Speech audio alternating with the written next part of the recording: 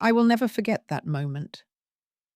The moment when my own brother Marcus stood in the middle of the crowd at the family wellness retreat, pointing his finger at me and saying loudly so that everyone could hear, "Emma, do you know that you're embarrassing the whole family with that body?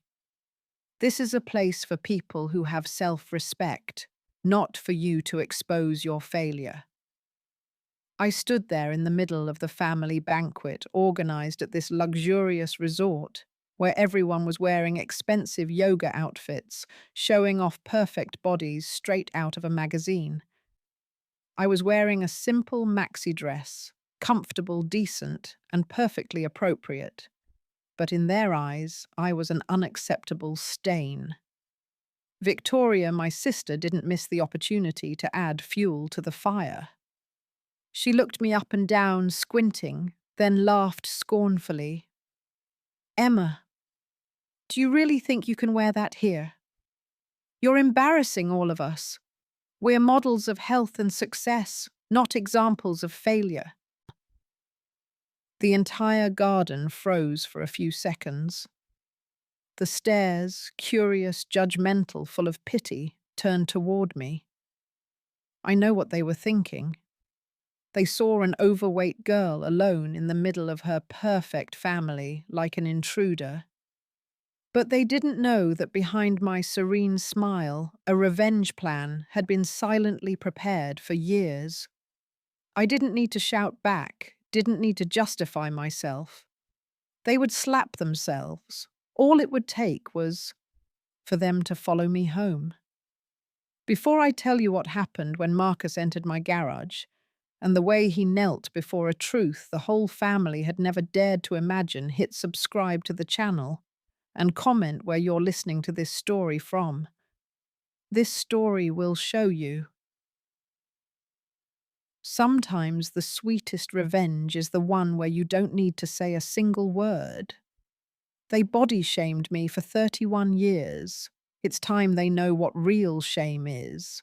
I once thought the family would eventually understand that they would see who I really was, not just the chubby body label they'd stuck on me since high school. But the years passed, and the only thing that changed was how they justified their increasingly sophisticated body shaming. "We only want what's best for you, Emma," my mother had said, while signing the papers to send me to a weight loss camp when I was barely 17. No one succeeds with a figure like that.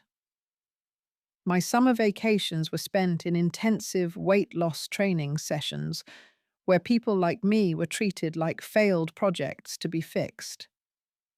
Marcus never forgot to film before and after videos to teach people how to transform successfully, while Victoria took pleasure in posting them on Instagram with the caption, "Our family always aims for total beauty." But I wasn't a project, I was a person. Yet up until today's reunion, everything repeated itself. Marcus stood at the dinner table preaching like a cheap motivational coach.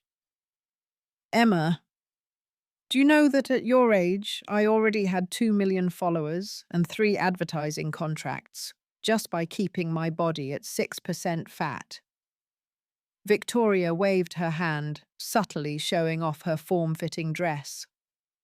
"And you, while we were busy staying in shape and making money, you were playing with other chubby kids in those community centers. Do you think anyone values that?" I took a deep breath, looking them straight in the eyes. They didn't know that those useless centers they mocked were the backbone of an empire I'd built from the wounds they'd inflicted on me. And then, as if in a predetermined script, Mrs. Henderson from the neighboring table approached with a polite smile but a scrutinizing gaze. "Robert, Linda, nice to see you again. Marcus, I was very impressed by your interview in Shape magazine. Victoria, your new boutique is magnificent. And Emma, what are you up to these days?" That question was like a knife stab cutting through the air. I could see my mother's eyes blinking rapidly, while Victoria leaned over to adjust her skirt as if she could hide the embarrassment emanating from them. Emma manages a few small charitable projects on health education, my mother said quickly as if to stifle the conversation. But I wasn't going to let them get away with it so easily. I run a chain of wellness hub centers providing mental health programs to over 20,000 people per year, I replied calmly without taking my eyes off Mrs. Henderson. A sly smile appeared on her lips. Not a scornful smile, but the kind that says, "I'll remember this." But my family, they didn't know how to handle this truth. Marcus, not giving up, leaned forward whispering loudly enough for everyone to hear. Once you accept that life doesn't reward kindness, you'll stop dreaming about those games with kids, Emma. I just smiled. They had just signed their own sentence. And Marcus, you don't know that in just a few hours you'll be the one begging me to teach you those games you once despised. Marcus followed me closely as if he feared that if I escaped for even a second, I'd flee before he could convince me of the right life. When I turned into the small street leading to my neighborhood, I heard his scornful laugh. Emma, do you really think you can hide in these working-class neighborhoods forever? Successful people don't live in places where the grass grows taller than the property value. I didn't respond. I simply pressed the remote to open the gate. My white and blue two-story house appeared behind a row of old oaks, peaceful, simple, and revealing nothing of what Marcus considered upper-level worthy. He got out of his SUV with the air of someone ready to give one last lesson to his failed sister. Emma, listen to me. This house. Okay, it's fine for a high school teacher, but you need to understand. Success isn't just getting by. It's impressing. When are you finally going to realize that? I looked at him with a smile I knew he would never forget. Marcus, you're right. Success impress others. I turned around, walking toward the back door of the house, scanning my security card. So, let me show you how I impress. The heavy steel door opened and Marcus followed me into the wellness lab, a bright space with transparent glass walls, a lined workstation, body scanners, therapeutic virtual reality systems, and hundreds of real-time client data screens running. Welcome to the main coordination center of the Community Wellness Hub chain, I said without taking my eyes off the dashboard, where sleep, stress, and therapeutic efficiency indicators for over 20,000 clients were updated every second. Marcus froze, staring at the rows of technological equipment he had probably only seen in TED Talk videos. This is where we develop AI algorithms to personalize mental health treatments. I continued. We collaborate with 23 wellness centers across the country. Every day, over 5,000 patients follow emotional adjustment programs through this platform. He opened his mouth, but no words came out. I don't need to live in a penthouse or drive a supercar to be respected, Marcus. I create a healthcare ecosystem for those society abandons because of their appearance, their status, people like me and millions of others. I showed him another data board contracts with school systems, health organizations, and the most recent a statewide implementation proposal from the Department of Health. Marcus swallowed. His eyes, those that had once seen me as a shame, now expressed only extreme confusion. You said I needed to learn to impress, right? I asked, approaching him slowly. So, do you want to know how much revenue the system recorded today?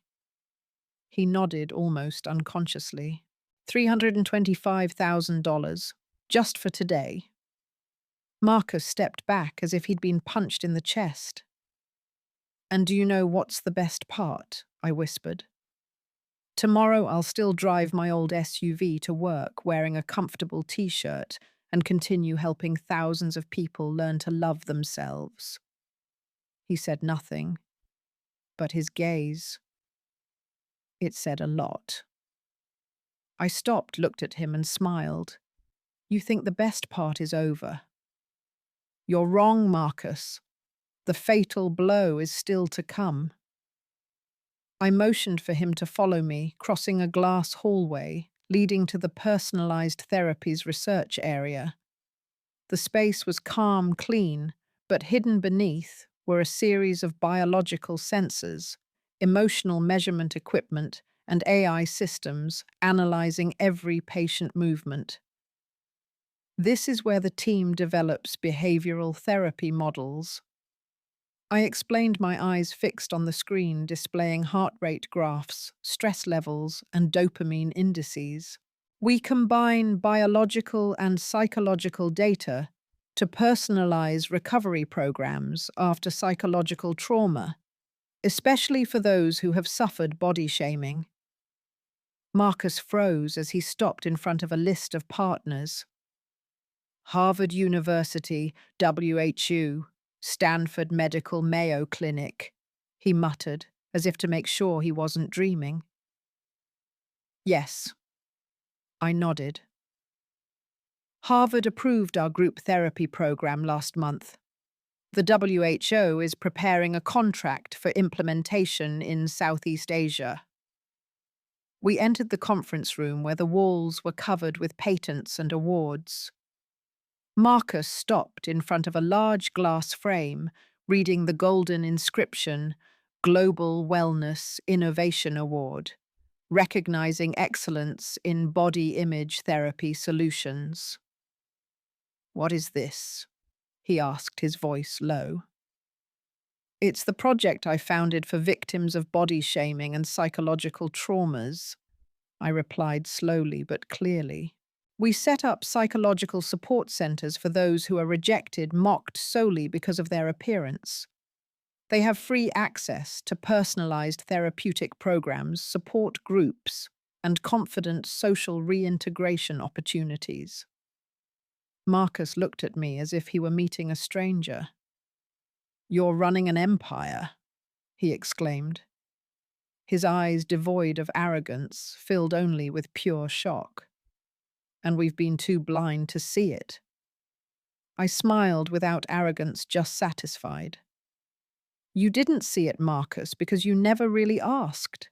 You only saw me through my weight, through my clothes. But my annual revenues are $68 million with international contracts worth hundreds of millions pending. And that is just on paper." Marcus collapsed into a chair, as if his body could no longer bear the weight. I stepped forward, placing a report in front of him. "Here's the national expansion plan for the Wellness Hub chain over the next 3 years. This project is nominated for the WHO's Innovation for Global Health Award." Marcus looked at the document, then raised his eyes to me, filled with confusion, and for the first time, sincere respect. "Emma, why have you never said anything about all this?" he asked softly. I sat across from him, looking him straight in the eyes. "Because, Marcus, what I build isn't for bragging, like you brag about your abs on Instagram. What I do is create a real difference for those who never had the chance to be different." I stood up, heading toward the door. "But you know what, I'm not done. There's one last thing I want to show you. That's really the final blow." Marcus stood there, still as a wax statue, his eyes fixed on the wall, listing every achievement I'd built in silence for nearly a decade. Patent for AI-applied behavioral therapy, Chu Award for Community Health Initiative, Certificate of Honor from the National Council for Psychological Education. Each plaque, each golden line, was like a blow to his appearance determines value ideology that he'd always considered an absolute truth. At that moment, my phone vibrated. I glanced at the screen, Harvard University. I answered the call, knowing full well that Marcus was straining to hear every word. "Hello, Emma. This is Dr. Sarah Chin," said the voice on the other end, steady and enthusiastic. "The board has just approved your proposal to implement the AI therapy system. The contract is worth $14 million over 4 years, with renewal options for an additional 5 years. I looked at Marcus with a small smile. "Thank you, Dr. Chin. My team and I will start immediately. This will be a major advancement for the student community." When I hung up, Marcus was still looking at me, but this time without a trace of contempt. It was filled with confusion, shame, and, what he'd never shown in front of me, respect. "Emma." He exhaled, his voice muffled. "For all these years, we've treated you so badly." I approached, now fixing my gaze on him without anger, just calm and assured. "You know, Marcus, a person's value doesn't lie in a flat stomach or a number on the scale. It lies in how they impact the world around them. I don't need to wear luxury or force myself into a mold to prove it. I just know how many people I help every day." He swallowed, lowering his head as if the weight of the truth had crushed his long-standing shell of arrogance. I gently placed a hand on his shoulder. "You told me success must make others admire us. I believe true success is when people admire the value we create, even if they don't know who we are." Marcus nodded slowly for the first time without a mask.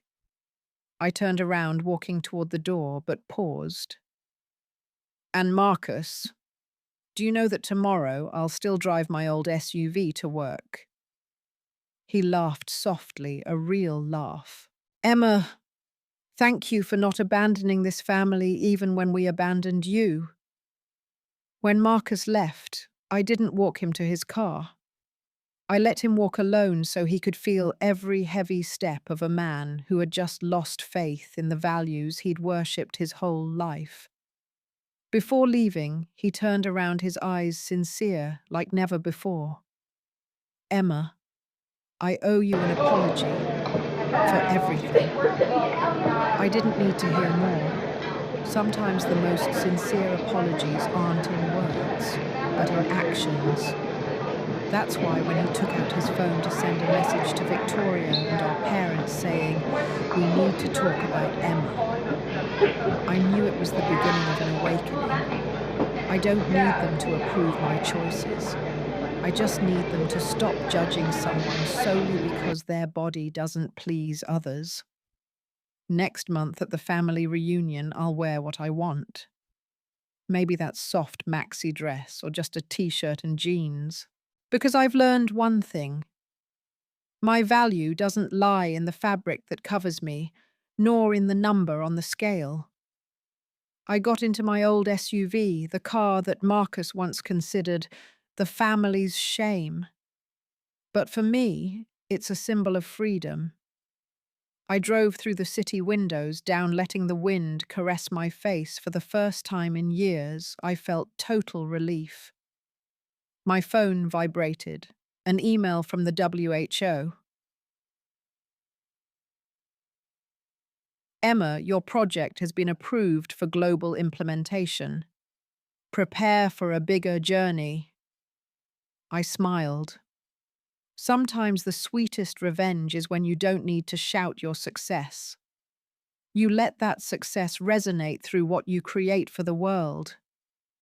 If this story makes you feel like you've also been judged solely on your appearance, hit like so we can break stereotypes together.